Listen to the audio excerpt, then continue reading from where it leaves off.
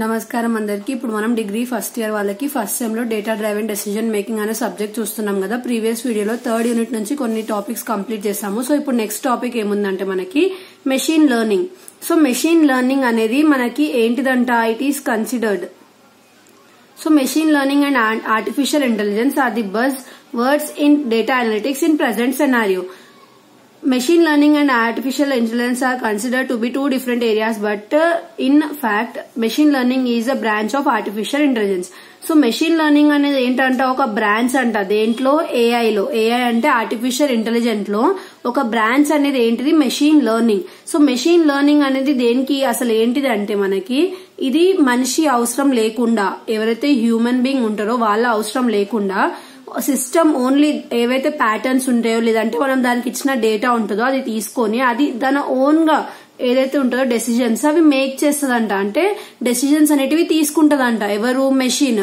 మనిషి అవసరం లేకుండా మనం ఏదైతే డేటా ఇస్తున్నామో సిస్టమ్ లోకి ఆ డేటాతోని అది ఏదైతే డెసిజన్స్ తీసుకుంటుందో దాన్నే మనం ఏమంటాం? మెషిన్ లెర్నింగ్ అంటాం. అంటే ఆ మెషిన్ ఆ డేటాని ప్రాసెస్ చేసుకొని ఆర్గనైజేషన్ కి ఏం ఉపయోగపడతాయి డెసిజన్స్ అని అది మనకి ఏవైతే ఐడియాస్ ఇస్తుందో అలాంటి దాన్ని ఆ ప్రాసెస్ ఏమంటాము? మెషిన్ లెర్నింగ్ అంటాం. సో మెషిన్ లెర్నింగ్ అసలు ఎందుకు, దేనికి అవసరము అని చెప్పి దాని ఇంపార్టెన్స్ అనేది ఇక్కడ ఇచ్చినారనమాట. So data mining and Bayesian analysis are the reasons for increasing importance to ఏదైతే మెషిన్ లెర్నింగ్ ఉందో దానికి.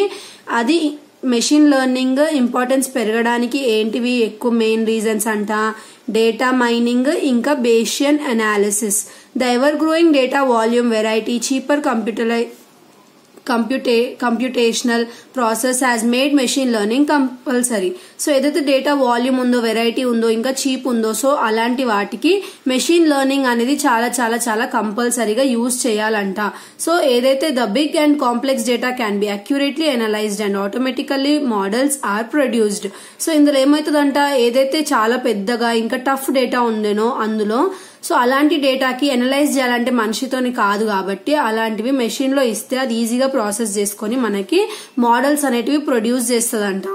Next, in machine learning A target is called label. So ఒక మెషిన్ లెర్నింగ్ లో ఒక టార్గెట్ రీచ్ అవ్వాలి అని మనం పెట్టుకుంటాం కదా. సో ఆ టార్గెట్ ని మెషిన్ లెర్నింగ్ లో ఏమంటామంటే లేబుల్ అని అంటామంట. So a target is a dependent variable.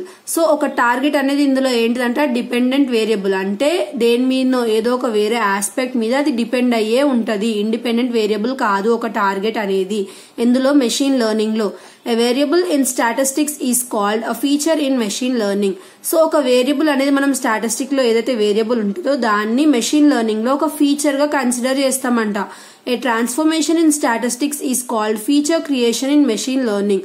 So ఏదైతే ట్రాన్స్ఫర్మేషన్ ఉందో స్టాటిస్టిక్స్ లో దాన్ని మనము ఫీచర్ క్రియేషన్ అని అంటామంట ఇందులో మెషిన్ లెర్నింగ్ లో. సో ఇది మనకి ఏదైతే స్టాటిస్టిక్స్ లో వేరియబుల్ ఉందో దాన్ని మెషిన్ లెర్నింగ్ లో ఫీచర్ అంటాం. స్టాటిస్టిక్ లో ట్రాన్స్ఫర్మేషన్ అంటామో దాన్ని మనం మెషిన్ లెర్నింగ్ లో ఫీచర్ క్రియేషన్ అని అంటామంట. సో ఇది మీరు గుర్తుపెట్టుకోవాలి. Next, requirements to create good machine learning systems. So మంచిగా మెషిన్ లెర్నింగ్ సిస్టమ్స్ అవ్వాలంటే ఎలాంటి రిక్వైర్మెంట్స్ ఉండాలి?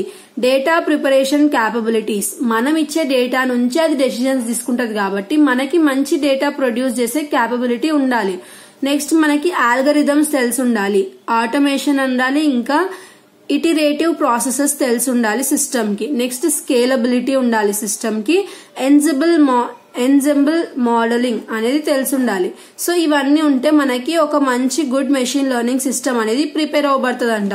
నెక్స్ట్, ఇక్కడ మనకి కొన్ని ఆల్గరిథం ఇచ్చినారు. సో ఇవన్నీ రాయాలంటే మీరు సైడ్ హెడ్డింగ్స్ నేర్చుకుని మ్యాటర్ ఓన్ గా రాయొచ్చు. మెషిన్ లెర్నింగ్ ఆల్గరిథమ్స్ సూపర్వైజ్డ్ ఉండొచ్చు, అన్సూపర్వైజ్డ్ ఉండొచ్చు, రీఇన్ఫోర్స్మెంట్ లెర్నింగ్ ఉండొచ్చు. నెక్స్ట్, సూపర్వైజ్డ్ లెర్నింగ్ అంటే ఏంటిది? This algorithm works when it has target outcome variable which is to be predicted from a given set independent variable. So ఇది ఒక independent variable. ఇంకా ఇది దేనికి ఉపయోగపడుతుందో ఒక టార్గెట్ ఇంకా అవుట్కమ్ అనేది ఉంటేనే ఇది మనకి యూజ్ అవుతుంది. ఏంటిది? Supervised learning. Next, unsupervised learning అంటే ఏంటిది? యూజ్డ్ ఫర్ క్లస్టరింగ్ డేటాని డిఫరెంట్ గా గ్రూప్స్ గా డివైడ్ చేస్తుందంట. దీంట్లో ఎటువంటి టార్గెట్ ఇంకా అవుట్కమ్ అనేది ఉండదు. నెక్స్ట్, రీఇన్ఫోర్స్మెంట్ లెర్నింగ్ అంటే ఏంటిదంటే ఇది స్పెసిఫిక్ డెసిజన్స్ అనేటివి తీసుకుంటదంట ఈ ఆల్గరిథం. మెషిన్ లో ఉంటది ఈ ఆల్గరిథం. సో ఇది స్పెసిఫిక్ డెసిజన్స్ తీసుకుంటది. It is done by trial and error. ఏదైతే మనకి సిస్టమ్ లో ట్రయల్ చేస్తామో లేదంటే ఎర్రర్స్ నుంచి వస్తుందో సో అలాంటి దాని మీద మనకి రీఇన్ఫోర్స్మెంట్ లెర్నింగ్ అనేది అవుతుందంట. Next list of common machine learning algorithms: linear regression, logistic regression, decision tree, SVM, naive Bayes, KNN, K-మీన్స్, ర్యాండమ్ ఫారెస్ట్. సో ఇవన్నీ మనకి ఏంటివి? Machine learning algorithms. సో ఒక్కొక్క దానికి ఇక్కడ మనకి డయాగ్రామ్ ఉంది. సో మీకు డయాగ్రామ్ తో అర్థమవుతుంది. ఇలా ఉంటుంది చూడండి. సో ఇప్పుడు ఈ చూడంగానే మనకి మెషిన్ కి ఏం అర్థమవుతుంది? ఓకే, వీళ్ళ గ్రాఫ్ పైనకి వెళ్తుంది. సో వీళ్ళ గ్రాఫ్ పైనకి వెళ్తుందంటే వీళ్ళ బిజినెస్ ఎలాంటి డెసిజన్స్ తీసుకోవాలి అని తెలుస్తుంది కదా మనకి మెషిన్ కి. సో అలా. నెక్స్ట్ ఇది logistic regression the. Next navy base లో మనకి ఇలా ఎస్ ఆర్ నో ద్వారా మనం డేటా అనేది ఇస్తాము. సో దాన్ని బట్టి అది డెసిజన్స్ తీసుకుంటది. Next KNN. నెక్స్ట్ K-మీన్స్ లో మనకి ఇలా ఫామ్ అవుతుంది అనమాట. ఫస్ట్ డిఫరెంట్ గా ఉంటాయి. సో అవి ఏవైతే క్లస్టరింగ్ అంటే డిఫరెంట్ గ్రూప్స్ గా క్రియేట్ చేయబడుతుంది డేటా. సో 3 టైప్స్ గా డివైడ్ అయింది చూడండి ఇక్కడ. Next decision trees. So next మనకి ఏముంది? పైథాన్ అనేది ఉంది. సో పైథాన్ అంటే ఏంటిది? పైథాన్ అంటే ఒక పవర్ఫుల్ ఇంకా ఫాస్ట్ అంట. సో ఇది ఒక ప్రోగ్రామర్, ఎవరైతే ప్రోగ్రామర్ ఉంటారో అతను ఇది రన్ చేస్తారనమాట. ఇది ఒక ప్రోగ్రామింగ్ లాంగ్వేజ్ పైథాన్ అనేది. సో ఇది మనకి యూజర్ ఫ్రెండ్లీ ఉంటది, ఈజీ టు లెర్న్ ఉంటదంట.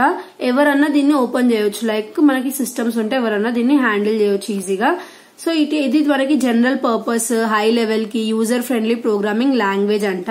ఇది ఎవరి ద్వారా డిజైన్ అవ్వబడింది? గైడో వాన్ రోసమ్ ఇన్ 1991 లో ఇతను దీన్ని డిజైన్ చేసిండంట. సో ఎవరి ద్వారా డెవలప్ అవ్వబడిందంట? పైథాన్ సాఫ్ట్వేర్ ఫౌండేషన్ ద్వారా ఇది మనకి డెవలప్ అవ్వబడిందంట. సో మీకు జస్ట్ పైథాన్ అంటే ఏంటిది అని చెప్పి తెలియాలి.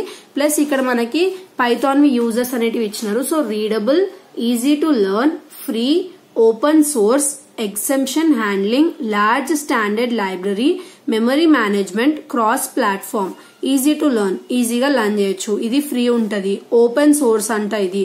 ఎక్సెప్షన్ హ్యాండ్లింగ్, సో ఎవరన్నా హ్యాండిల్ చేసుకోవచ్చు ఈజీగా. లార్జ్ స్టాండర్డ్ లైబ్రరీ అంటే మంచి యూజ్ చేయడానికి ఈజీగా ఉంటది, మంచిగా ఉంటదంట.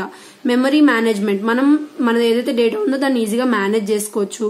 క్రాస్ ప్లాట్ఫామ్, సో ఇలాంటివన్నీ మనకి ఇందులో ఉంటాయంట. సో ఇక్కడ మనకి కింద క్లియర్ గా మెన్షన్ చేసినారు. సో పైథాన్ అంటే ఏంటిది మీకు అర్థం అవ్వాలి. ఇంకా కొన్ని సైడ్ హెడింగ్స్ నేర్చుకోండి, అది మీరు ఓన్ గా రాయొచ్చు.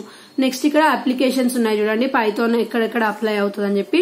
సో వెబ్సైట్ డెవలప్మెంట్ కి, గేమ్ డెవలప్మెంట్ కి, ఏదైనా సైంటిఫిక్ ఇంకా న్యూమరిక్ అప్లికేషన్స్ కి, ఆర్టిఫిషియల్ ఇంటెలిజెన్స్ కి, మెషిన్ లెర్నింగ్ కి, సాఫ్ట్వేర్ డెవలప్మెంట్ కి, ఎంటర్ప్రైజ్ లెవెల్ లేదంటే బిజినెస్ అప్లికేషన్స్ కి, ఎడ్యుకేషనల్ ప్రోగ్రామ్స్ కి, ఇంకా లాంగ్వేజ్ డెవలప్మెంట్ కి అన్నిటికీ పైథాన్ అనేది యూజ్ అవుతుంది అనమాట. సో ఇవి నేర్చుకుంటే, ఈ టాపిక్స్ నేర్చుకుంటే మనకి ఈ యూనిట్ కి సరిపోతాయి.